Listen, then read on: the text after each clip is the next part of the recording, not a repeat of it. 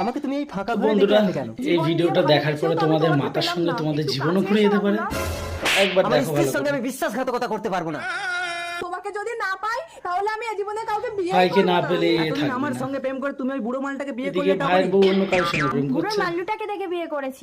আরে, তোমাকে কোনোদিন টাচ করেনি তো টগরি? মাথা খারাপ? ওই বুড়ো যখনই আমার কাছে আসে আমি নাটক করে বলে দিই আজ আমার শরীরটা ভালো নেই গো, ব্যাস বুড়ো বাথরুমে গিয়ে হ্যান্ডেল মেরে চলে আসে।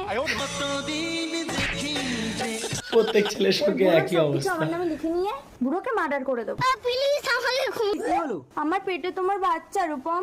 আরে রাখি, ভাই, রাখি, তুমি কি পাগল এদিকে হয়ে গেলে? ভাইয়ের গার্লফ্রেন্ড সুসাইড জীবনে করতে আমি গেছিল। যখন তোমাকে পেলাম না তাহলে এই জীবন রেখে কি লাভ বলো? তুমি আমাকে এত ভালোবাসো রাখি, আর আমি রূপ দেখে এমন একটা মেয়েকে বিয়ে করলাম যে আমাকে বিন্দু মাত্র ভালোবাসে না।